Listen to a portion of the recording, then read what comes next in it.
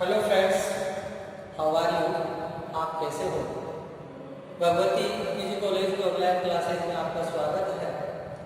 आज हम BSc second year book zoology और उसमें भी paper first animal diversity part second, या मैं कहूँ आर्थ्रोपोडा से प्रोटोकोडेटा, वहाँ तक ये जो बुक है। पिछले वीडियो के अंतर्गत हम प्राउन पढ़ रहे थे। प्राउन की हमने शारीरिक संरचना, बॉडी बोल, और उसके बाद में हमने इसके नेक्स्ट जो टॉपिक था वो अपेंडेज यानी कि उपांग है, उनको स्टार्ट कर दिया था। और उपांगों के अंतर्गत हम फर्स्ट सेकेंड जो वीडियो है उसके अंतर्गत हमने पहले वीडियो में सीखा कि उपांग, दूसरे वीडियो के अंतर्गत हमने है जो इसके थोरैक्स यानी कि उदर भाग पे थोरैक्स बक्स भाग के उपांग, और तीसरे वीडियो में जो आज हम प्राउन के अपेंडेज में है, और इस वीडियो के अंतर्गत हम प्राउन के जो 19 खंड होते हैं और 19 खंडों के अंतर्गत उपस्थित उपांग होते हैं उनको आज हम कंप्लीट कर लेंगे। और बक्स तक हमने पढ़ लिए। आज हमारा जो टॉपिक रहेगा वो रहेगा एब्डोमिनल अपेंडेज ऑफ प्राउन, यानी कि झींगे के उदरीय उपांग। आप जानते हो, और इससे पूर्व के वीडियो में मैंने बताया था कि जो झींगा होता है उसका शरीर दो भागों में बटा हुआ होता है, सिरों, वक्ष व उदर। इस सिरों वक्ष के अंतर्गत सिर आता है और वक्ष आता है। सिर के 5 और वक्ष के 8, ये अपेंडेज हम पढ़ चुके थे। अब अपना आता है उदर, और मैंने बताया कि उदर इसका प्राउन का 6 खंडों से मिलकर बना होता है, और उन प्रत्येक 6 खंडों के अंतर्गत उपांग पाए जाते हैं।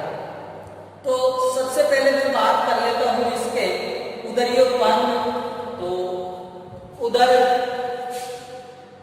ये उदर एब्डोमेन कितने 6 खंड होते हैं, और इन 6 खंडों में ही 6 जोड़ी उपांग पाए जाएंगे। उदर के अंतर्गत 6 खंड होते हैं और 6 खंडों के अंतर्गत ही 6 जोड़ी उपांग है वो पाए जाएंगे। इनके उपांगों को स्विमिंग रेट्स के नाम से भी जाना जाता है, यानी कि ये जो उपांग होते हैं झींगों को तैरने में सहायता करते हैं। इसके अंतर्गत करते हैं, तैरने में सहायता करते हैं। साथ ही इन उपांगों को फेलोपोड यानी कि पल्व पादों के नाम से इनको जाना जाता है। और इसके अंतर्गत मैं आपको जानकारी बताता हूं कि उदर भाग के अंतर्गत प्रथम खंड से लेकर 5 खंड तक क्या मिलेंगे आपको? पल्व पाद मिलेंगे, पेलोपोड्स मिलेंगे। पल्व पादों के नाम से जाना जाता है, या इनको पल्व पाद भी कहते हैं। और ये 1 से 5वीं जोड़ी तक है उदर भाग में मिलेंगे। साथ ही ये किसका तैरने में कार्य करते हैं? लास्ट 6ठे खंड के अंतर्गत यूरोपोड्स पाया जाता है, जिससे पुच्छ पंख के नाम से जाना जाता है। पुच्छ पंख के नाम से जाना जाता है। और ये किस पार्ट पर होता है? ये टेल्सन पार्ट पर होता है। साथ ही इसका कार्य क्या होता है? इसका कार्य होता है उछलने का, जंपिंग का कार्य है जो इसका होता है। तो ये अपन को किसके अंतर्गत उदर के जो उपांग है उसके बारे में ध्यान रखना है। और अपन यहां से जो स्टार्ट करते हैं वो स्टार्ट करेंगे किसको? पेलोपोड्स यानी कि पल्व पाद को स्टार्ट करते हैं। तो बात कर लेते हैं अपन इसकी पेलोपोड।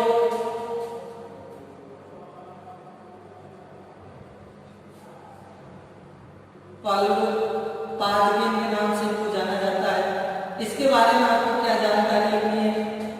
पल्व पाद जो होते हैं क्राउन के अंतर्गत, पल्व पाद क्राउन के अंतर्गत 1, 2, 3, 4 और 5th सेगमेंट के अंतर्गत है जो पाए जाते हैं और इनका है जो तैरने का कार्य होता है और ये दो भागों में डिवाइड रहते हैं। पहले जो पल्व पाद होते हैं उन्हें फर्स्ट पेयर पेलोपोड और जो दूसरे होते हैं उनको सेकंड पेयर पेलोपोड और 3, 4 जो 5 होते हैं उनको हम टिपिकल पेलोपोड के नाम से जानते हैं। तो अपना जो हेडिंग रहेगा वो रहेगा पेलोपोड को जैसे हम कंप्लीट करते हैं तो वो आ जाएगा कौन सा, या इनको तो बोलते हैं पहली और दूसरी जोड़ी यानी पेलोपोड्स, और इनको बोलते हैं टिपिकल पेलोपोड। इस नाम से इनको जाना जाता है। यानी कि तीसरे चौथे जो खंड पर पाद पाए जाएंगे पल्व पाद उनको टिपिकल यानी कि प्रारूपी प्रकार के पल्व पाद के नाम से है जो जाना जाता है। साथ ही अपन जैसे बात करते हैं इसके आगे तो पेलोपोड जो होगा वो फर्स्ट पेयर होगा और फर्स्ट पेयर जो पेलोपोड होगा उसको प्रथम जोड़ी पल्व पाद के नाम से है जाना जाता है। और जानने के साथ साथ हम इसमें क्या देखेंगे, स्ट्रक्चर यानी कि जो संरचना है उसको देख पाएंगे। तो सबसे पहले आपको दिखाई दे रहा है संरचना या डायग्राम, वो संरचना फर्स्ट पेयर पेलोपोड की है। तो इसका नाम क्या है भाई, इसको बोला जाता है फर्स्ट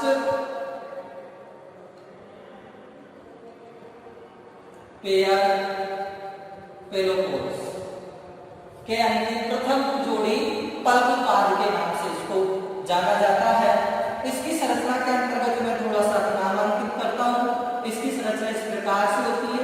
इस नीचे वाले भाग को कोक्सा कॉक्सान के नाम से जाना जाता है। इस वाले भाग को है जो बेसिस के नाम से जाना जाता है और ये जो वाला भाग होता है इसको एक्सोपोडोइड के नाम से जाना जाता है और इस वाले भाग को एंडोपोडोइड के नाम से जाना जाता है। भाई पाद और अंतःपाद और ये कोक्सा। अब इसमें देखो क्या लिखना, आपको क्या याद करना है, इसके अंतर्गत आपको याद करना है कि जो कोक्सा होता है वो कोक्सा कैसा होता है, इसका वलयाकार होता है, यानी कि एक वलय इसके अंतर्गत पाई जाती है। ये बात इसके अंतर्गत आपको याद रखनी है। और इसका जो बेसिस होता है वो कैसा होता है भाई, बेलनाकार होता है। ये हमको इसमें याद रखनी है। इसके बाद में इसका जो एक्सोपोडोइड होता है वो एक्सोपोडोइड बड़ा चपटा पत्तीनुमा होता है और साथ ही उस पर क्या पाए जाते हैं भाई, सूप पाए जाते हैं। ये जो सीटे है उनको सीटे के नाम से जाना जाता है, यानी सूप पाए जाते हैं। साथ ही इनका जो एंडोपोडोइड है वो छोटा होता है और ये इस पर ये उदर के प्रथम खंड पर होते हैं। उदर के कौन से खंड पर होते हैं बेटा, उदर के प्रथम खंड पर है ये पाए जाते हैं। अगर आपसे बात की जाए तो क्राउन के कौन से खंड पर पाए जाएंगे तो आप ध्यान रखना 5 और 8, 13 और उसके बाद में उधर स्टार्ट हो जाता है। तो 14वें खंड के अंतर्गत है आपको फर्स्ट पेयर पेलोपोड पाया जाता है। अब हम बात कर लेते हैं इसकी सेकंड पेयर पेलोपोड्स।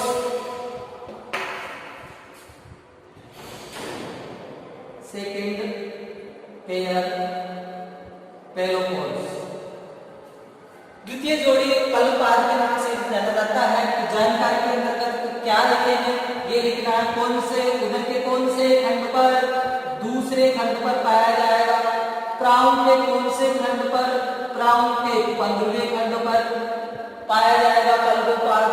कार्य आप अच्छी तरीके से जानते हो, तैरने का कार्य करता है।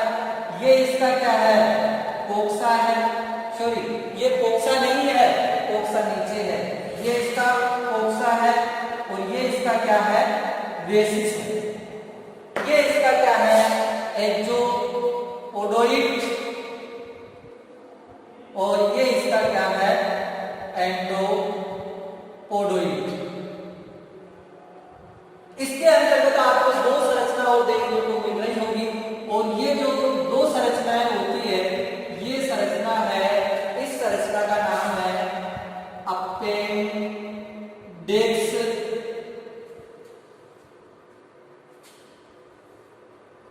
इंटरना और ये जो संरचना है इसका नाम है अपेंडिक्स मस्क्यूलिना। ये दो प्रकार की संरचनाएं पाई जाती है, जिसमें एक संरचना को अपेंडिक्स इंटरना के नाम से जाना जाता है और दूसरी जो संरचना है उसको अपेंडिक्स मस्क्यूलिना के नाम से जाना जाता है। साथ ही देखेंगे ये जो अपेंडिक्स मस्क्यूलिना होता है,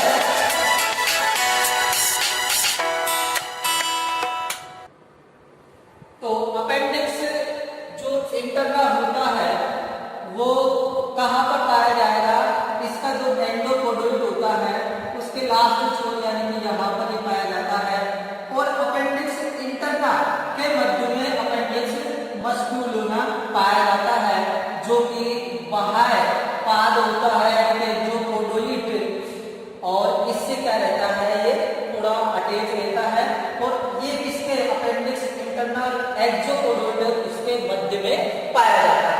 अब इनके कार्य देखेंगे क्या क्या पाए जाते हैं, इसमें लिख सकते हैं आप, एक तो अपेंडिक्स इंटरना इसके अंतर्गत पाया जाता है और एक अपेंडिक्स मस्क्यूलिना इसके अंतर्गत पाया जाता है।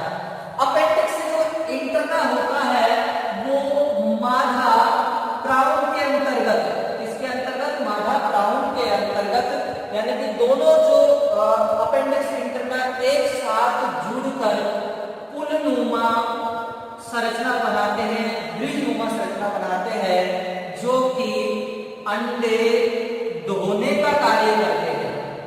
अंडे को ढोने का कार्य ये करते हैं, यानी कि कहने का मतलब ये है, इसका यहाँ पर देखेंगे इस प्रकार से एब्डोमिनल होता है और एब्डोमिनल के अंतर्गत मैंने आपको बताया था कि ये इस प्रकार से इसके क्या होते हैं, पेलोपोड्स होते हैं।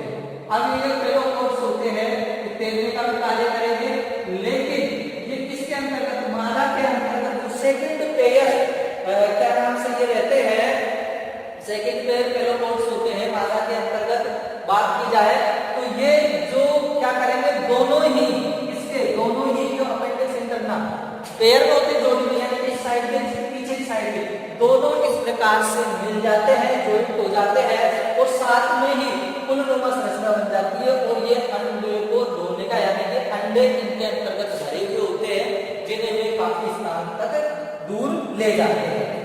उसके बाद में अपेंडिक्स जो मस्क्यूलिना होता है वो अगर मादा में है तो मादा में क्या है, निष्क्रिय या मादा के अंतर्गत है, वो एब्सेंट रहेगा ये अपेंडिक्स, और ये मादा में क्या रहता है, एब्सेंट रहता है। और अगर इसकी बात करता हूं तो ये मेल के अंतर्गत एब्सेंट रहेगा, मस्क्यूलिना किसके अंतर्गत, फीमेल के अंतर्गत, और मादा में ये जो पेयर होता है सेकंड पेयर ये एब्सेंट रहता है। उसके स्थान पर इस पर कौन से पांचवे, चौथे, तीसरे और क्या नाम से दूसरे, ये इसके अंतर्गत है वो प्रेजेंट रहते हैं पेलोपोड्स, जिन पर इंटरना है, कौन सा अपेंडिक्स इंटरना है वो प्रेजेंट रहता है और क्या करेंगे, अंडे ढोने का ये कार्य करते हैं। साथ में इसके अगर आगे और बताया जाए तो ये क्या हो गया, इसका सेकंड पेयर पेलोपोड्स हो गया। अब यहां अपन आगे चलते हैं तो इधर आता है आपके पास टिपिकल पेलोपोड्स। और जो टिपिकल पेलोपोड्स होता है, टिपिकल पेलोपोड्स प्रारूपिक पल्वपाद के नाम से, प्रारूपिक पल्वपाद के नाम से इसको जाना जाता है। और ये तीसरे, चौथे, पांचवें खंड के अंतर्गत है, उपस्थित रहता है। किसके? उदर के तीसरे, चौथे, पांचवें खंड में रहेगा। लेकिन मादा के अंतर्गत क्या होता है कि जो यूरोपोड होता है उस यूरोपोड को छोड़कर अंतिम कौन कौन से 5, 4, 3, 2 यहां तक जो इसके अंतर्गत देखने को मिलेंगे वो एक टिपिकल टाइप के पेलोपोड है, वो देखने को मिलते हैं। तो कह सकते हैं अपन में जो मादा होती है, फिर मादा के अंतर्गत जो सेकंड पेयर पेलोपोड्स होता है वो एब्सेंट रहता है, फर्स्ट पेयर पेलोपोड उसके अंतर्गत प्रेजेंट रहेगा। और साथ ही इसके अंतर्गत प्रेजेंट रहेगा तो ये नहीं की संख्या कम हो जाएगी, केवल ये है वो टिपिकल टाइप का रहेगा। उसके अंतर्गत जो अपेंडिक्स इंटरना है वो क्या रहेगा? निष्क्रिय रूप के अंतर्गत है, वो पाया जाएगा। अब अपन इसकी बात करते हैं टिपिकल प्रकार के अंतर्गत। इसके अंतर्गत आपको एक ही स्ट्रक्चर होती है वो देखने को मिलेगी और वो होती है अपेंडिक्स इंटरना।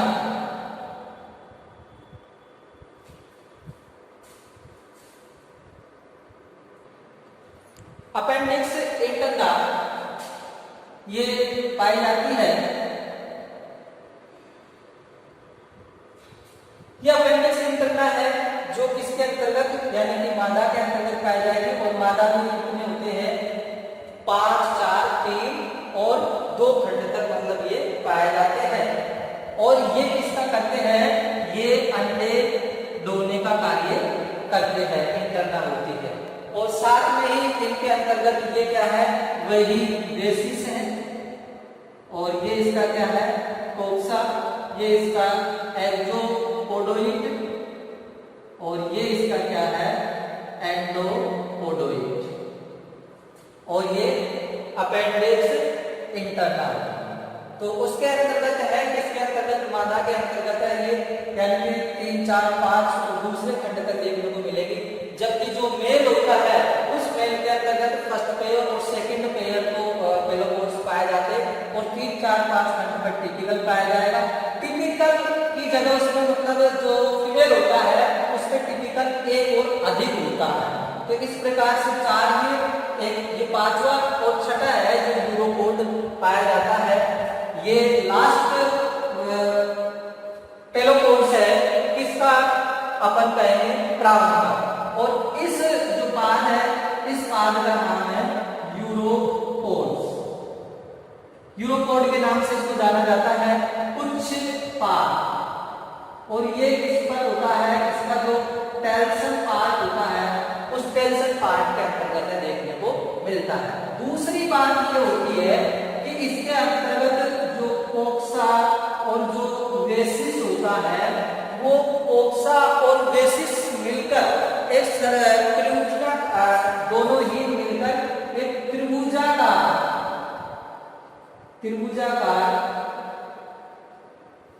संरचना का निर्माण कर लेते हैं। ये त्रिभुजाकार जो संरचना है उसका निर्माण कर लेते हैं और इस संरचना को सिम्पोड के नाम से जाना जाता है। एक त्रिभुजाकार संरचना कौन बना लेते हैं? कोक्सा और बेसिस मिलकर एक त्रिभुजाकार संरचना बना लेते हैं और इसको सिम्पोड के नाम से जाना जाता है। साथ ही इसके अंदर ये क्या होता है? इसका ये एंडोपोडोइड होता है और ये इसका क्या होता है? एक्सोपोडोइड होता है। और इस पर एक्सोपोडोइड और एंडोपोडोइड, एक्सो बड़ा होता है और एंडो क्या होता है? छोटा। तो इसमें लिख सकते हैं एक्सो बड़ा और एंडो क्या होता है बेटा? छोटा होता है। साथ ही अपन कहते हैं कि ये उछलने व कूदने का कार्य करते हैं। उछलने एवं जो कूदने का कार्य है वो किसके द्वारा किया जाता है? यूरोपोड यानी कि उच्च पाद के द्वारा है वो किया जाता है। इस प्रकार से क्राउन के अंतर्गत उपांग है वो कंप्लीट होते हैं। और ये उदर भाग के उपांग है वो कितने हैं, 6 है। वो 6 भी आपको देखो काउंट करवा देता हूँ। फर्स्ट पेयर किलोपोड, सेकंड पेयर किलोपोड और 3 जोड़ी टिपिकल लारूपिकल पार्ट और 3 और 2 कितने हो गए, 5 और 6 कौन सा है, यूरोपोड। तो उदर भाग के अंतर्गत 6 खंड और 6 खंडों के अंतर्गत जो उपांग पाए जाते हैं वो आपके सामने है, जानकारी भी आपके सामने है।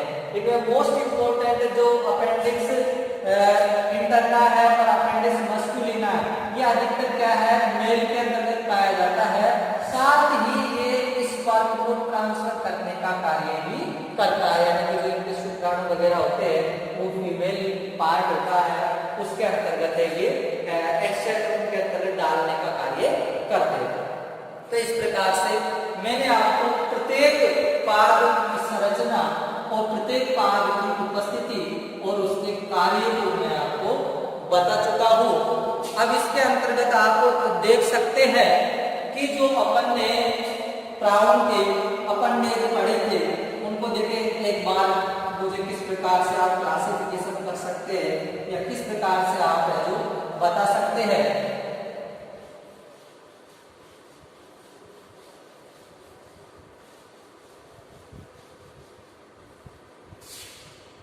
जैसे ये प्रावण है और प्रावण का जो शरीर होता है वो 2 भागों से मिलकर बना होता है, या उसकी बॉडी को हम 2 भागों में बांटते हैं। एक तो अपन कहते हैं सिरोवक्स सिफेलोथोरैक्स के नाम से जाना जाता है, सिफेलोथोरैक्स के नाम से जाना जाता है। और एक होता है इसका उदर भाग जिसको एब्डोमिनल के नाम से इसको जाना जाता है, एब्डोमेन। अब इसके अंतर्गत सिरोवक्स को हमने 2 भागों में बांटा था। फर्स्ट इसके अंतर्गत हेड और सेकंड इसके अंतर्गत थोरैक्स। हेड के अंतर्गत कितने 5 खंड होते हैं, तो उपांग में कितने होते हैं इसके अंतर्गत 5 होते हैं। पांचों में बात करें तो कैसे करेंगे अपन,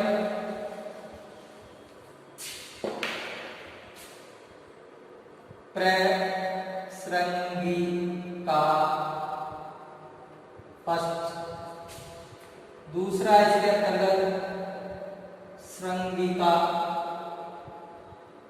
तीसरा इसके अंतर्गत मैंडिबल, चौथा इसके अंतर्गत लघु जंबिका, फिफ्थ इसके अंतर्गत जंबिका, जिसको एंटीरियर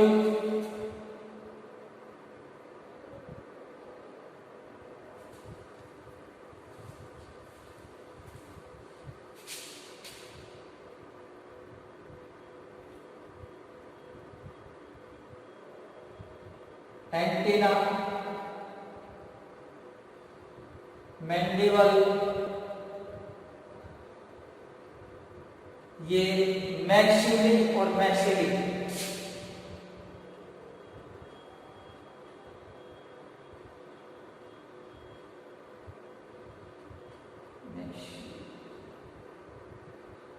और मैक्सिली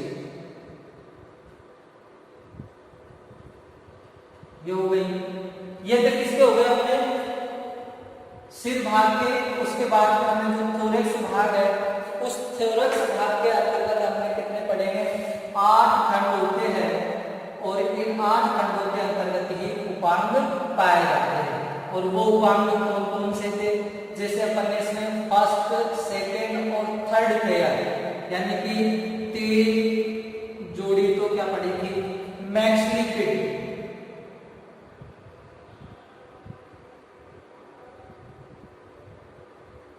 मैक्सिली फिट पड़ी थी, इसके अंतर्गत 3 जोड़ी। फिर उसके बाद में हमने इसमें